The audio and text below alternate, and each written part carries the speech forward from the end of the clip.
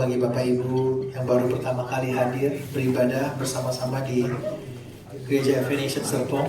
Sungguh sukacita yang luar biasa. Kita bisa bersekutu, kita bisa bersama-sama menyembah Tuhan. Amen.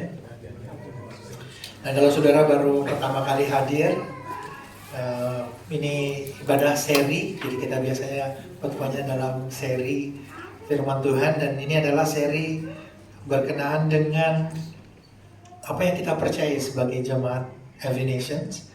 Dan topiknya hari ini sebenarnya topik yang sangat hangat ya. Waktu saya mempersiapkan itu saya mempersiapkan firman, tapi kondisi bangsa sedang dalam tantangan, ada banyak challenge. Saya pikir apa hubungannya gitu ya. Tapi ternyata Tuhan mengingatkan bahwa kebenaran firman relevan buat setiap kita. Topiknya hari ini sebenarnya tentang kedatangan Yesus yang kedua kali, akhir zaman gitu. Dan kalau teman-teman yang pernah setidaknya mungkin kadang muncul di feed di sosial media kita gitu ya, tentang akhir zaman. Terus ada banyak pengajaran tentang akhir zaman. Kalau boleh jujur banyak banget. Beberapa kemarin saya baru berdiskusi dengan beberapa students kita di office gitu ya, tentang akhir zaman. Ada banyak pengajaran yang mungkin dalam beberapa hal menarik tapi juga membingungkan gitu. Dan kemudian tantangan-tantangan itu membuat kita terlalu fokus. Aku mungkin boleh ditukar aja hand ininya, device-nya. Okay, thank you. Kita bisa punya kecenderungan untuk terlalu fokus kepada pesan akan akhir zaman, atau kita karena terlalu pusing, jadi kita tidak mengerti sama sekali, dan kemudian kita mengabaikan itu. Dan hari ini saya berdoa untuk kita punya sama-sama pandangan yang cukup balance di dalam hal bagaimana kita mengetahui apa yang pasti akan terjadi di akhir zaman, dan kemudian bagaimana kita menyikapi itu, bagaimana kita berbeda di dalam berbeda di dalam cara kita menghidupi kebenaran firman Tuhan di dalam hidup kita. Kita akan belajar sama-sama. Judulnya khotbahnya hari ini Shaped by His Coming, ya, dibentuk oleh kedatangannya Tuhan di dalam kehidupan kita. Diambil dari Kisah Rasul 1 ayat 6 sampai 11. Saya akan membacakannya bagi Bapak Ibu Saudara yang terkasih. Saya mengajak kita bangkit berdiri, kemudian kita akan berdoa. Kisah Rasul 1 ayat 6 sampai 11. Maka bertanyalah mereka yang berkumpul di situ, Tuhan, maukah engkau pada masa ini memulihkan kerajaan bagi Israel? Jawabnya, engkau tidak perlu mengetahui masa dan waktu yang ditetapkan Bapa sendiri menurut kuasanya. Tetapi kamu akan menerima kuasa kalau Roh Kudus turun ke atas kamu. Dan kamu akan menjadi saksiku di Yerusalem dan di seluruh Yudea dan Samaria sampai ke ujung bumi. Sesudah itu ia mengatakan demikian, terangkatlah ia disaksikan oleh mereka, dan awan menutupnya dari pandangan mereka. Ketika mereka sedang menatap ke langit waktu itu ia naik itu, tiba-tiba berdirilah dua orang yang berpakaian putih dekat mereka dan berkata kepada mereka, hai orang-orang Galilea, mengapakah kamu berdiri melihat ke langit? Yesus ini yang terangkat ke surga meninggalkan kamu, akan datang kembali dengan cara yang sama seperti kamu melihat dia naik ke surga. Mari kita berdoa. Tuhan, kami berdoa biar Engkau mengajarkan kami kebenaran firman-Mu akan kedatangan-Mu yang kedua kali, sehingga kami bisa menghidupi kebenaran ini di dalam kehidupan kami di masa ini Tuhan.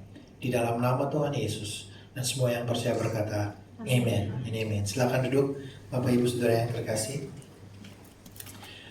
Ini adalah bagian dari Kisah Para Rasul, bagaimana Yesus terangkat naik dan murid-murid menyaksikan setelah Yesus mungkin terangkat naik, tertutup oleh awan-awan, mereka mungkin masih melihat gitu ya, apakah dia balik lagi enggak gitu ya. Mungkin, saya nggak tahu. Saya berusaha menaruh diri saya di waktu itu.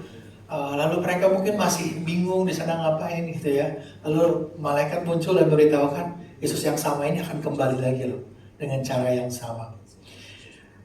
Kita akan belajar beberapa hal dari ayat ini, tetapi saya akan berusaha mengambil ini dari framework apa yang kita percaya sebagai Gereja Jemaat Every Nations, dan kemudian saya akan kembali kepada ayat ini. Jadi di dalam apa yang kita percaya sebagai Jemaat Every Nations Worldwide Global atau berkenaan dengan akhir zaman, saya akan bacakan 2 kali dalam bahasa Indonesia dan bahasa Inggris. Agak panjang saudara waktu saya baca. Saya kebagian waktu persiapkan ini, wow, this is pretty long. Tetapi saya percaya ini akan mengingatkan kita akan apa yang kita percayai. Jadi katakan di dalam, so bisa ngecek di website Every Nations Global dan juga di buku yang ditulis We Believe gitu ya. Kita percaya bahwa Yesus Raja segala Raja dan Tuhan dari segala Tuhan akan datang ke bumi dalam tubuhnya, dalam kekuasaan dan kemuliaan pada waktu yang ditetapkan oleh Bapa dan tidak diketahui oleh gereja, untuk membangkitkan orang mati dan menghakimi dunia. Dia akan menyelubungi orang benar dengan tubuh yang baka dan mulia, memberi upah kepada mereka sesuai dengan perbuatan mereka. Namun kepada orang fasik, iblis dan bala kegelapan, dia akan menghukum mereka dengan kebinasaan kekal. Allah akan menyempurnakan penebusan dan memperbaharui alam ciptaan, dan umatnya dari setiap bangsa akan menikmati, menyembah, dan memerintah bersama dia untuk selama-lamanya. Saya akan bacakan versi bahasa Inggrisnya karena ada beberapa terminologi yang mungkin agak sulit kita terjemahkan dalam bahasa Indonesia. We believe that Jesus, the King of Kings and the Lord of Lords, will return to earth bodily in power and glory at a time fixed by the Father and unknown to the church, to raise the dead and judge the world. He will clothe the righteous with immortal, glorious bodies, rewarding them according to their deeds. But the unrighteous, Satan, and the forces of darkness, he will punish with eternal destructions. God will consummate redemptions and renew creations, and his people from every nation will enjoy, worship, and reign with him forever. Jadi itu yang kita percayai berkenaan dengan akhir zaman. Ada banyak pengajaran tentang akhir zaman. This is a big topic. Saya nggak mungkin merangkum semuanya di dalam satu khotbah. Tapi saya akan bagikan 3 hal dari ayat tadi dan bagaimana dari pengakuan iman kita. Bagaimana Yesus akan kembali dalam tubuh kemuliaan. Dia akan kembali sebagai hakim. Dan dia berjanji akan memulihkan the glorious renewal bagi setiap dari kita yang percaya. Jadi saya akan melihat, kita akan belajar 3 hal ini dan bagaimana ini punya implikasi buat kehidupan kita hari ini. Murid-murid bertanya sama Tuhan, Tuhan, maukah engkau pada masa ini memulihkan kerajaan Israel? Jadi buat murid-murid di dalam bahasa Inggrisnya bahkan at this time, beberapa terjemahan mengatakan now, gitu ya, sekarang. Karena di mata murid-murid, this is the best time, oke? Tidak ada raja yang akan bisa mengalahkan Yesus di dunia ini, oke? Raja yang mana? Kalau punya, bayangin saudara kalau Yesus memulihkan Israel secara politik gitu ya, punya tentara, mati tinggal bangkitin, mau mati 1000 bangkitin lagi gitu ya, mati 1.000.000 bangkitin lagi semuanya, oke? Punya supply makanan, kalau habis cuma perlu 5 roti 2 ikan buat 5.000, oke? Kalau punya 1 gerobak cukup lah buat perang berapa lama pun gitu ya, kira-kira buat mereka. God, this is the best time. Dan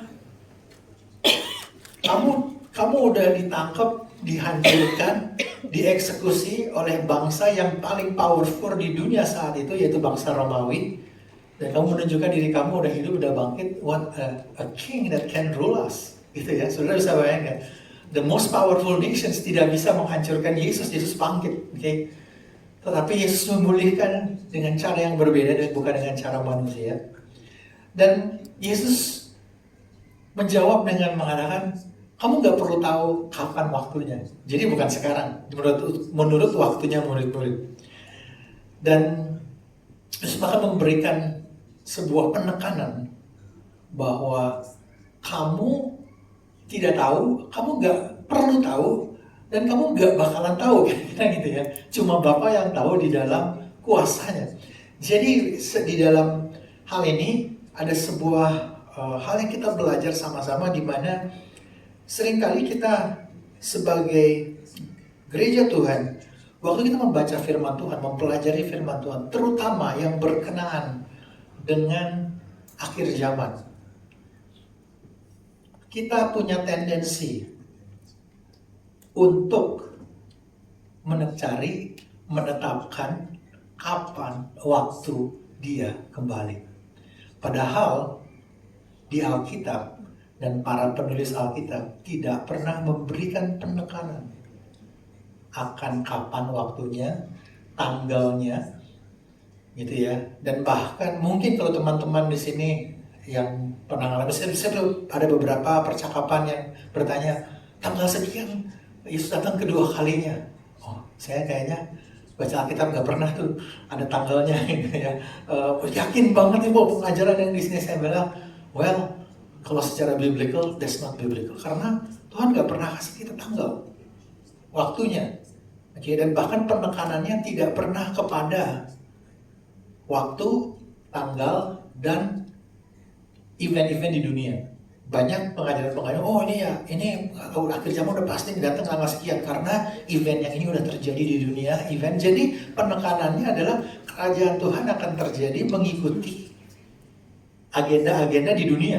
Okay? Jadi kita mengajarkan kepada kita bahwa kedatangan yang kedua kali tidak bergantung kepada tanggal waktu menurut hitungan kita, bukan bergantung kepada event-event di dunia. Kalau kita lihat di Alkitab, semuanya adalah tentang kerajaan Allah. Jadi timingnya kapan, punyanya Tuhan. Jadi mengingatkan kita bahwa kalau kita dengar sesuatu, oh tentang tanggal dan ini, buat saya, buat penulis Alkitab, tidak Alkitabiah untuk kita menetapkan tanggal dan waktu. Bahkan waktu kita melakukan itu, kita tengah tidak mentaati Tuhan. Kita tadi bilang gak usah pikirin itu tanggal dan waktunya. Ada hal yang lain yang Tuhan mau kita berfokus. Di sini dikatakan Yesus lalu, Kisah Rasul 1 ayat 8, ayat yang begitu populer, kamu akan menerima kuasa. Ya. Kalau Roh Kudus turun ke atas kamu, jadi ada panggilan buat kita. We'll go through that later. Jadi yang pertama di sini Tuhan mengingatkan bahwa tanggal dan waktu is not our part. Dan Yesus terangkat ke surga itu disaksikan oleh orang-orang. Jadi dalam versi bahasa Inggris itu bodily return. Yang menarik, saudara, Yesus adalah satu-satunya di sepanjang sejarah umat manusia yang mati, bangkit, dan tidak pernah mati lagi. Dia hidup selama-lamanya. Lazarus mati kan, bangkit, tapi dia mati juga. Maksudnya dia tidak hidup selama-lamanya, hanya Yesus Kristus yang mati dan bangkit selama-lamanya. Dan firman Tuhan mengajarkan kita bahwa dia akan kembali dalam tubuhnya, dalam rupanya sebagai manusia. Dia datang kembali. Waktu kita pelajari ini sama-sama, ada beberapa hal yang cukup penting untuk kita bisa mengerti dan bagaimana ini punya implikasi bagi kehidupan kita sebagai orang percaya. Jadi Yesus kembali dalam tubuhnya itu penting karena I just press much. Bahwa mereka melihat Yesus naik ke surga dalam tubuh, memberitahukan kepada kita bahwa ciptaan dunia materi yang kita hidupi saat ini itu penting bagi Tuhan. Karena dia akan kembali dengan tubuhnya. Jadi dengan kata lain, dunia yang kita hidupi ini, semua ciptaan ini adalah penting di mata Tuhan. Ada banyak pemikiran yang berkata, dunia ini semuanya udah jahat banget, udah completely bad. Jadi kita nothing to do with the world, kita berusaha menjauhkan itu. Ada beberapa pengajaran kekristenan yang mengajarkan, karena kita melihat dunia ini jahat, akhirnya jadi kita berusaha menolak semua yang berhubungan dengan dunia, apapun yang dari dunia. Dan bahkan berpikir bahwa penderitaan membuat menyiksa diri itu semakin rohani, gitu ya. Ada namanya itu istilah asketism, gitu, asketisisme, gitu ya. Bahwa semua yang namanya kenikmatan dunia itu semuanya dosa, jadi semakin jauh dari itu semakin baik. Jadi mereka berpikir bahwa semakin menderita semakin rohani, gitu ya. Pandangan seperti itu juga tidak sesuai dengan Alkitab. Karena apa? Karena sebenarnya dunia yang kita hidupi, penciptaan ini penting di mata Tuhan. Tuhan akan memulihkan, Tuhan akan memperbaharui. Jadi kita tidak melihat dunia ini sebagai bahkan ya kita berusaha escape dari kehidupan dunia ini, maksud yang rohani, supaya kita nggak ada di dunia ini. Tapi kenyataannya adalah bahwa ciptaan ini penting di mata Tuhan, saudara. Okay, we'll keep that for a while. Yesus datang kedua kalinya di dalam tubuhnya itu penting. Tapi juga buat kita ada sesuatu yang suka nggak suka, ini adalah kenyataan kehidupan bahwa Yesus kembali sebagai hakim. Banyak yang kita kayaknya nggak siap. Banyak pengajar, Tuhan kan Tuhan yang mengasihi, masa dia datang menghakimi di neraka dan sebagainya. It's a long discussion, tetapi that's the reality yang Alkitab ajarkan kepada kita, bahwa waktu dia datang yang kedua kalinya di akhir zaman, bahwa dia adalah hakim. He will return as judge. Saya akan bacakan di Matius 25, dikatakan, apabila anak manusia datang dalam kemuliaannya dan semua malaikat bersama-sama dengan dia, maka ia akan bersemayam di atas tahta kemuliaannya. Lalu semua bangsa akan dikumpulkan di hadapannya, dan ia akan memisahkan mereka seorang daripada seorang, sama seperti gembala memisahkan domba dari kambing. Jadi Yesus memberikan pemisah. Oke, suka nggak suka, this is the reality bahwa Yesus datang sebagai hakim. Dan ada yang berbeda, orang yang percaya dan orang yang tidak percaya. I'm gonna go next verse and then we'll go for this. Sebab kita semua harus menghadap tahta pengadilan Kristus, supaya setiap orang memperoleh apa yang patut diterimanya sesuai dengan yang dilakukannya dalam hidupnya ini, baik ataupun jahat. Kami tahu apa artinya takut akan Tuhan, karena itu kami berusaha meyakinkan orang.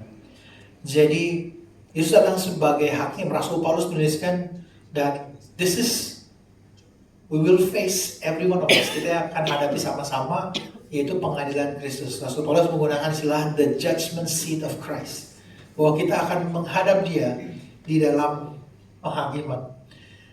Memang agak susah kita terimanya sebagai orang, tapi that's the reality. Tetapi di sisi yang lain, karena kita mengikuti Tuhan, ada sesuatu yang luar biasa, bahwa dia memberikan upah, dia reward. Keselamatan kita udah pasti, tetapi kita diberikan upah. There is something yang dia mau berikan kepada kita, karena kita mentaati, kita melakukan kebenaran firman yang ada reward, saudara. Jadi bagaimana kita menghidupi kekristenan kita berbeda. Kita nggak cuma gue udah selamat kan, jadi ya terserah gue mau hidup semua maunya gue gitu. Gak bisa. Ya terserah juga sih ya kalau mau. Tapi buat saya, kita menghidupi kebenaran firman Tuhan membuat kita menyadari ada reward, ada hal di mana kita akan menerima dengan sukacita. Karena apa? Karena kita mentaati dia.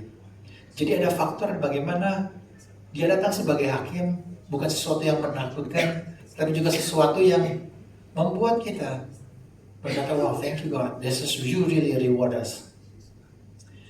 Aspek yang lain berkenaan dengan Yesus datang sebagai hakim adalah hal ini juga menjawab mungkin buat kita sebuah pertanyaan besar tentang ketidakadilan. Oke.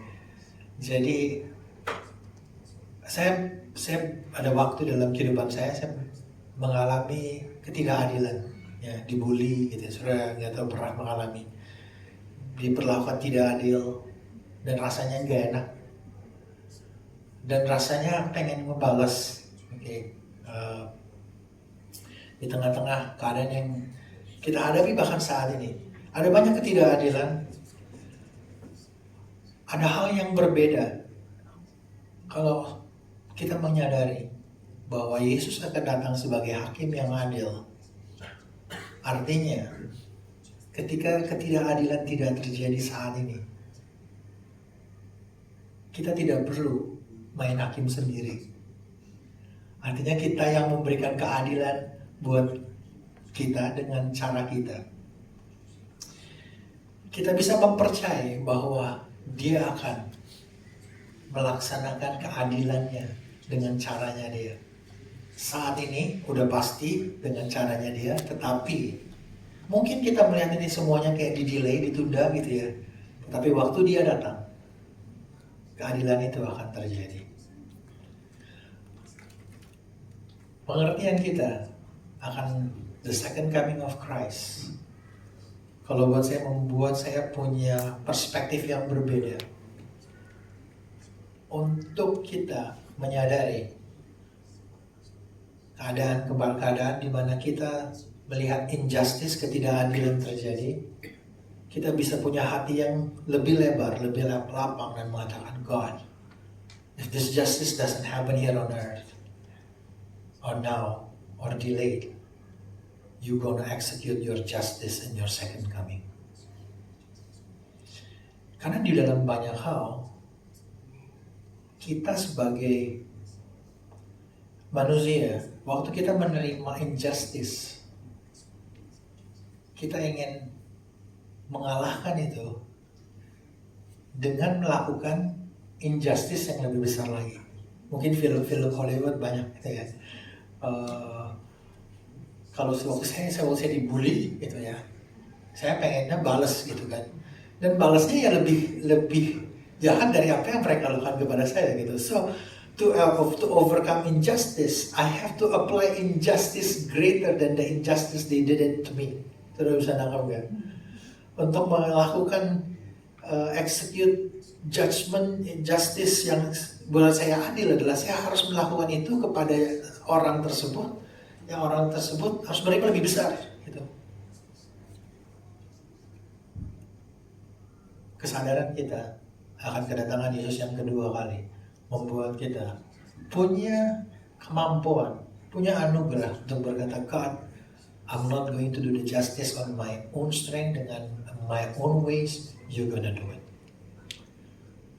Dia akan melakukannya, buat saya yakin banget Dia melakukannya di dunia ini. Tetapi the greatest Dia akan lakukan waktu Dia datang kedua kalinya. Seperti kalau kita tahu tentang misalnya beberapa kasus secara legal gitu ya, di court itu, di pengadilan itu kadang kasus-kasus tertentu berlangsung bertahun-tahun, ditunda, maksudnya banyak hal ditunda, tapi mungkin bahkan setelah ditunda cukup lama akhirnya ditolak untuk dilanjutkan gitu ya. Tetapi bagi Tuhan, Dia tahu kapan Dia akan execute the judgment. Dan waktu Yesus datang yang kedua kalinya itu nggak ditunda dan nggak ditolak. Keadilannya pasti terjadi. Ini membuat kita di satu sisi punya hati yang lapang akan apapun yang tengah terjadi. Kita belajar mengampuni, kita belajar tidak main hakim sendiri, kita belajar untuk tidak melakukan pembalasan dengan kekuatan dengan cara kita. Tetapi yang kedua juga membuat kita menyadari bahwa kita harus hidup di dalam takut akan Tuhan. Dia akan menghakimi apa yang kita lakukan. Di sisi yang lain, ini memberitahu kepada kita bahwa apa yang kita hadapi saat ini, kita jalanin, semuanya Tuhan punya rencana, punya panggilan, punya tujuan. Now we're going to, kita akan hidupin ini dengan takut akan Tuhan. Paulus mengatakan ini Yesus akan datang kedua kalinya, jadi kita nggak main-main dengan kekristenan kita. Dulu waktu saya pada waktu dalam pemuritan ada teman-teman yang karena suka nanya, kalau misalnya ini garisnya ini dosa nih, gitu ya, gitu. Kalau segini udah dosa belum, gitu ya. Ya kan secara teknis belum melakukan dosa, gitu ya. Jadi pola pikirnya ya mau hidup dengan gak jauh-jauh amat dari dosa, tapi masih technically okay, gitu ya. Saudara bisa nangkep ya. Padahal ada sesuatu yang lebih besar daripada kita hidup dekat-dekat dari dosa. Sesuatu yang lebih besar itu untuk kita hidup di dalam tujuan dan panggilan Tuhan bagi kita. So God has a calling, God has a purpose buat setiap dari kita. Ini membuat kita punya perspektif yang berbeda di dalam kenikmatan yang kita miliki. Waktu saya renungkan ini, kesadaran kita akan kedatangan Yesus yang kedua kalinya, bahwa dia datang dalam tubuhnya, membuat kita menyadari bahwa sekedar menderita, bahwa karena dunia materi ini penting bagi Tuhan, kita tidak berusaha meninggalkan ini dalam arti bahwa ini semuanya buruk, jadi kita jatuh di dalam pola pemikiran asketisme tadi, makin menderita itu makin rohani. Di sisi yang lain adalah Tuhan memberikan kita kebebasan, Tuhan memberikan kita kemampuan untuk menikmati ciptaan ini sebagai bagian dari penyembahan kita, tetapi bukan berarti kita bisa hidup seenaknya kita sesuai dengan kemauan kita. Jadi buat saya ini the ditch of asceticism di sebelah sini itu trap untuk hidup dalam hedonistic. Ya, saya mau dapatkan just all my pleasures, what I want to enjoy. So saya ikutin Tuhan juga supaya saya bisa menikmati kenikmatan dunia, supaya saya diberkati. Yes, Tuhan mau berkatin kita, tetapi it's not for that. Karena dia akan datang kedua kalinya memberikan kita reward. So apa yang kita miliki kita terima untuk mempersiapkan kita melakukan panggilan Tuhan di dalam kehidupan kita. Jadi the second coming of Christ mengingatkan kita that we gonna live, kita akan hidup dalam takut akan Tuhan, dalam panggilan Tuhan, dengan penuh tanggung jawab dengan apa yang kita miliki. Kadang kita pikir, wah masih jauh, ya. Yes, tapi another thing is that the second coming of Christ might become like general, tetapi juga it can come for us the individual. Kita nggak tahu kapan waktunya, Tuhan panggil kita. That's mean there's a call, ada panggilan untuk kita hidup di dalam takut akan Tuhan, di dalam kehidupan kita. Dan makanya Rasul Paulus mengatakan, that's why we persuade others. Kalau kita yakin dia datang yang kedua kalinya sebagai hakim, berarti judgment is real. If judgment is real, then reconciliation with God is urgent. Karena judgment benar loh, ini akan terjadi. Jadi kalau gitu kita harus kasih tahu orang bahwa hey, kamu you better be reconciled with God. Kamu harus dikembalikan hati kamu sama Tuhan, direkonsiliasi sama Tuhan. That's why preaching the gospel is important. Makanya murid-murid waktu ditanya, Tuhan kapan waktunya? No, you go and preach the gospel. Makanya Yesus juga bilang, the gospel of this kingdom shall be preached to all creatures, then the end will come. Kalau main catur itu, saya nggak tahu teman-teman pernah main catur nggak? Ya. Banyak orang Kristen itu pikir datangan Tuhan dua kali, dia tungguin tanda-tanda di langit, tanda-tanda di world event untuk kapan Yesus datang. Tapi Yesus sudah bilang, kamu preach the gospel, then I will come. Ya. Kalau main catur itu, saya nggak tahu teman-teman sini sebenarnya pada main catur. Dulu waktu saya kecil, ya main catur tapi nggak pakai timer gitu ya. Saking kita jalan-jalan nunggu gitu kan. Kita udah nggak tahu siapa yang harus jalan. Jadi kalau pakai timer kan, setelah kita jalan kita pencet timernya lawan kita yang berkurang gitu. Ini saya sudah lama gitu. Kamu udah jalan belum? Udah, gue nungguin kamu jalan loh. Gue nungguin kamu jalan gitu. Kita lagi di depan-depanan meja itu nunggu papan catur. Kita berdua saling nunggu. Bukannya gue yang jalan ya. Bukannya kamu yang gue udah jalanin yang ini. Nggak, saya sebenarnya tadi gue jalanin yang ini gitu kan. Sebenarnya kita nggak tahu what is our last move gitu kan. Dan banyak orang Kristen berpikir kayak kita main catur gitu. Kita nungguin Tuhan yang make a move. Padahal Tuhan udah kasih kita, you the one to make the move, to preach the gospel, to bring the gospel. Kenapa? Karena berita Injil ini for every creatures. Karena the judgment is real. So preaching the gospel is urgent for us. Let's do it. Let's follow what Jesus said. Jadi akhir zaman harusnya membuat kita berpikir to preach the gospel, not just looking at the sign. Yang ketiga, I think this is very important for us to learn together as that bahwa dia datang kedua kalinya juga dia akan memulihkan segala sesuatu. That's the glorious renewal yang dia mau lakukan bagi kita. Di Wahyu 21 dikatakan, aku melihat langit yang baru dan bumi yang baru, sebab langit yang pertama dan bumi yang pertama telah berlalu, dan laut pun tidak ada lagi.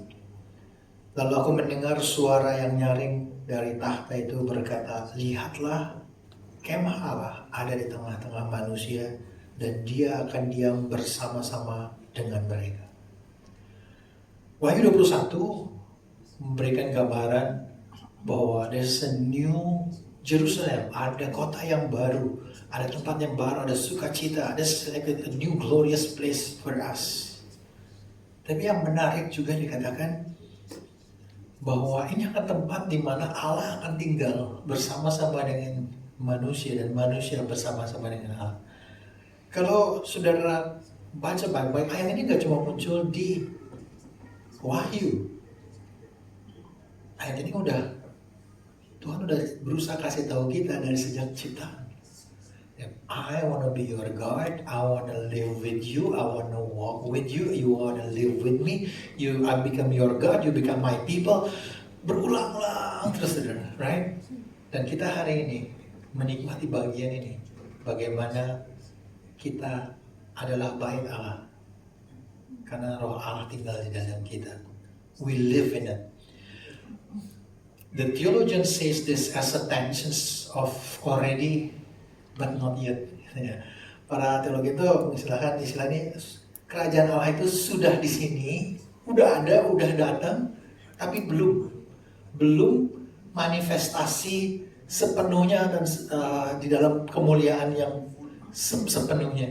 Jadi apakah kita mengalami hadirat Tuhan dalam kehidupan kita? Yes, tapi belum full. Kalau hari ini kita merasa, wah Tuhan begitu luar biasa, Tuhan begitu baik. Yes, tapi belum full. Fullness-nya kapan? Waktu Yesus datang kedua kalinya. Ada begitu banyak kemuliaan yang lebih besar, ada hal yang begitu luar biasa.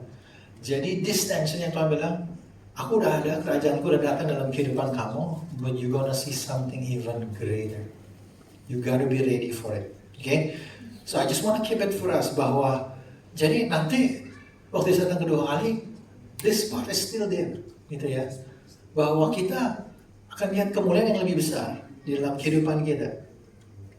Abraham Kuyper bilang gini, there is not a square inch in the whole domain of our human existence over which Christ, who is sovereign over all, doesn't cry, it's mine. Tidak ada apapun yang dalam diri manusia yang bisa bilang, this is belong to us. No, it's all belong to God. Waktu saya udah 20 tahun yang lalu lebih ya, beli rumah gitu kan. Saya bayar tanda tangan di notaris, selesai, sertifikatnya ada diterima gitu kan. Tidak ada bagian di dalam rumah itu, pemilik yang lama bisa bilang, oke, Bapak boleh rombak rumahnya, tapi kamar yang ini kuncinya saya yang pegang. Gitu. Saya bilang, no, tidak ada, nggak ada. Kalau saya udah bayar, saya udah miliki, itu milik saya. Nggak ada satu pintu pun yang dikunci yang punya dia, gitu. Semuanya punya saya. Dan nggak ada yang dia bilang, oke Bapak boleh cat rumahnya warna apa aja kecuali warna biru. No, you don't have any right for it. I own it. I have the right for everything, and it's mine. Gitu kira-kira. Tuhan udah tebus kita, Tuhan udah bayar kita, dan seluruh ciptaan ini. Dan Yesus akan bilang, all of this is mine, I'm gonna take it back. Mungkin iblis berusaha mengambil dari Tuhan dengan menipu kita dengan dosa dan sebagainya, tetapi waktu Tuhan datang yang kedua kalinya, dia akan bilang, this universe belong to me, this is mine. Hal ini membuat kita menyadari there's a challenge di dalam cara berpikir kita. We have to see, kita harus melihat bahwa worship and mission is something that is holistic, sesuatu yang menyeluruh. Let me explain this. Penyembahan kita kepada Tuhan bukan hanya di hari Minggu. Because the world that we live in, pekerjaan kita, di komunitas kita, teman-teman di mana teman kita main padel bareng, teman-teman main basket bareng mungkin, they all belong to God. So when we go to our workplace, waktu kita melakukan sesuatu pekerjaan kita melakukannya itu untuk kemuliaan Tuhan. Kenapa? Karena kita tengah membawa kerajaan Allah ke tengah-tengah dunia. So our worship is not just on Sunday. Yes, we worship on Sunday, but our worship goes beyond that. Our worship goes to our workplace. Waktu saudara beberapa teman-teman di sini bikin penawaran, quotations, mungkin beberapa saudara harus ini surat, harus nanganin orang, all of that, semua yang saudara lakukan, that's also worship. Because karena dengan saudara melakukan itu, saudara membawa kemuliaan Tuhan di tengah-tengah dunia. So we see second coming of Christ, and not as something yang very far, yang gak ada implikasinya sama kita. Yesus datang kedua kalinya. The glory will reveal later, tapi it is already here. We will reveal the glory of God here, wherever we go. Yang kedua, this is membuat kita melihat misi. Berita Injil is not just something that when we go to other place yang jauh sana. Missions juga, saudara, saya berharap saudara bisa melihat pekerjaan di mana saudara pergi. That's also your missions. Something yang saudara pergi, mungkin teman-teman kuliah gitu ya, ada teman-teman kuliah yang pertanyaan di kuliahan banyak yang susah dijawab gitu, kayaknya ada teman kuliah yang kayaknya nyebelin dan sebagainya. They need to hear the gospel. That's what mission is. Yes, kita akan pergi ke bangsa-bangsa, kita akan pergi, tetapi ada bagiannya juga. Misi itu adalah sesuatu yang waktu kita pergi ke tempat kerja. So, the second coming of Christ challenges us to see this, what we do here, differently. Saya ingat beberapa waktu yang lalu, saya menyetir mobil ya, dari satu kota di mana anak saya tinggal waktu dari Kelowna ke Calgary. Jadi perjalanan itu lewat gunung gitu ya, jauh dari gunung. Ada sesuatu yang luar biasa adalah gini, waktu kita melihat itu satu. Yang kedua, saya baru beberapa waktu lalu ke Bandung nyetir mobil ke Tangkuban Perahu, saudara. Waktu itu ngajak sama Pastor Kelvin dari Malaysia. Salah satu pertanyaan beliau adalah, kan saya cerita bahwa bentuknya seperti perahu gitu ya, yang terbalik gitu. Di mana ininya, gunungnya? Well, actually technically we are on that mountain gitu. Jadi bentuknya kita nggak bisa lihat karena apa? Karena kita lagi di situ. Saya tanya the shape is, kita harus agak jauh sedikit lihat kira-kira bentuknya seperti itu. Tapi kalau kita lagi di sana, kita nggak punya bayangan bentuknya seperti apa. Saya sudah bayangin gitu. Okay. And sometimes the second coming is like that. Kita sebenarnya ada di tengah-tengah the journey of the second coming. Karena kita nggak melihat, kita cuma pengen lihat end resultnya. Tapi in this journey yang kita hadapin, Tuhan panggil kita. Ada kebenaran-kebenaran yang kita perlu hidupin so that it's become real for us. It's not just knowledge yang wow keren gitu ya. Yesus datang dalam pemerintah, tapi what is it for us? This is the calling that God has for us. I'll just review this for us. Jadi, Ketalis yang kedua kali, the second coming of Christ challenge us bahwa Alkitab tidak pernah memberikan penekanan tentang tanggal, waktu, dan world event. Kapan dia akan kembali. Tapi dia kembali di dalam tubuhnya. Kemudian hal ini meyakinkan kita bahwa ciptaan materi, dunia ciptaan yang material ini penting di mata Tuhan. Kita nggak ignore, kita nggak tinggalkan, karena Tuhan punya rencana buat itu. Dan juga memanggil kita bahwa kita bisa menikmati ciptaannya ini sebagai bagian dari penyembahan kita sama Dia. Kemudian Dia kembali sebagai hakim yang adil di dalam kehidupan kita. Kesadaran ini membuat kita punya rasa tenang akan keadilan yang akan Dia lakukan bagi kita. Yang kedua, kita di-challenge untuk hidup secara bertanggung jawab, penuh dengan tujuan, karena Dia datang yang kedua kalinya. Dan karena judgment itu real, pemberitaan Injil itu urgent. Kita nggak tungguin nanti lagi, karena kita perlu memberitakan Injil. Yang ketiga, karena Dia memperbaharui segala sesuatunya, itu bukan pas nanti, tapi sekarang udah mulai. So we live in this already, but not yet tensions. The glory is coming. We already living in it. Well, in the small fractions, there's much more glorious, lebih mulia. Dan ini membuat kita dipanggil untuk engage di dalam pekerjaan kita. Waktu saudara pergi kantor, mungkin saudara pikir berangkat jam 7, jam 5, 7 to 5, beberapa 9 to 5 gitu ya. Beberapa 9 to 10, 9 to 9 gitu ya. Saya tahu beberapa ada yang lembur. Okay, but still, God has great things for you. God has a calling for you there. Dan saya berdoa untuk kita bisa melihat that the second coming is not something that is far, but second coming of Christ is something that is here. That's how we live in our worship, in our mission. Jadi Yesus datang kedua kalinya bukan sekedar membuat kita tahu tentang what's gonna happen at the end times, tetapi bagaimana kita melihat bahwa hidup kita sekarang adalah misi dan juga penyembahan sampai Yesus datang yang kedua kalinya. I want to end with this. Yesus datang kedua kalinya itu bukan spekulasi. Spekulasi kapan Dia datangnya. Bukan spekulasi Dia bakal datang atau enggak. Udah pasti Dia datang. Kapan waktunya? Kita nggak tahu. Datangnya Yesus kedua kalinya bukan spekulasi. Spekulasi dalam hal ini, kita mau ngapain ya? Kita udah tahu. Kita dipanggil untuk memberitakan Injil.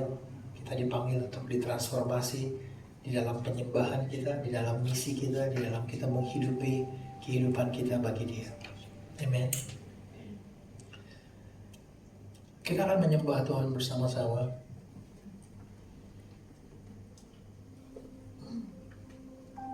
As worship team goes up, kita kembali ke ayat ini. Murid-murid tanya sama Yesus, kapan waktunya? Yesus gak kasih tahu mereka kapan. Tapi Yesus bilang sama mereka, dan saya percaya ini juga buat kita, bahwa kamu akan menerima kuasa kalau Roh Kudus turun ke atas kamu, dan kamu akan menjadi saksiku di Yerusalem, di seluruh Yudea dan Samaria, dan sampai ke ujung bumi. Sampai Yesus datang kedua kalinya, kita tahu bahwa kuasa Roh Kudus menyertai kita. Sampai Yesus datang kedua kalinya, Injil akan terus diberitakan melalui kehidupan kita.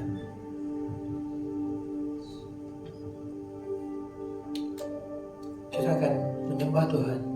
Saya mengundang kita bangkit berdiri. As we worship, I know this, saya tahu ini bisa sebuah pesan yang cukup berat secara konten. Tetapi di sisi yang lain, Tuhan juga mengingatkan kita ada aspek-aspek di dalam kehidupan kita. Seperti Tuhan ingat ini, there's aspects of forgiveness, pengampunan yang mungkin kita perlu rilis. Mungkin sudah mengalami ketidakadilan dalam bentuk apapun, serta kadang membuat kita begitu mudah teriritasi, membuat kita mudah kesal, mungkin dengan orang-orang di sekeliling kita terutama. Tuhan mengingatkan, my judgment will come. You just have to trust me. Kemarin kami ada Purple Book, saya ngobrol.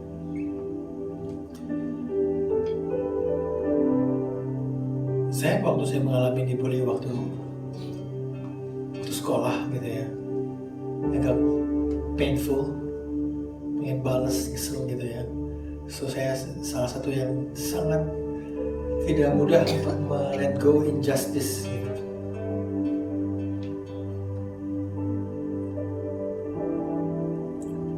Tapi Tuhan dalam perjalanan saya, orang yang membuli saya ketemu saya berapa tahun kemudian, bahwa dia menerima Yesus sebagai Tuhan dan Juru Selamat dalam hidupnya. Dan dia bilang, kamu tahu gak, saya akhirnya bertobat terima Tuhan Yesus. Buat saya, that's one less. Jujur, sulit melepaskan pengampunan buat orang itu. Tapi waktu itu saya menyadari bahwa God, you forgive that person, gitu kan. Dan kamu terima dia gitu. Siapa aku yang berpikir aku bisa balas whatever he did to me. Dan hari ini saya mau mengambil waktu gitu. I know this is not easy. Mungkin semua yang kita lihat, maybe di social media at this point right now, it seems like injustice. So, banyak orang claim for injustice. They want to be pengen keadilan. But it's not something that we can get with our own ways, but something that we can have because Jesus coming at the second time, is that we can have the peace that the justice will be executed by the greatest judge of all, Jesus Christ. Jadi waktu kita menyembah, I just want to take this time, beberapa dari saudara mungkin mengalami kesulitan untuk mengampuni seseorang. Just take this time to forgive and ask God to give you the assurance of His justice will come. Yang kedua, saat kita menyembah, mungkin Tuhan juga mendorong saudara untuk berdoa buat seseorang, to share the gospel, just to share us a clue of the goodness of God dalam kehidupan seseorang. Dan seringkali mungkin saudara takut, mungkin besok, mungkin bulan depan. Maybe this is the moment that God reminds you. It might be urgent that you have to share it. So let's worship the Lord. As we worship, I believe, saya percaya Roh Kudus melayani setiap dari kita.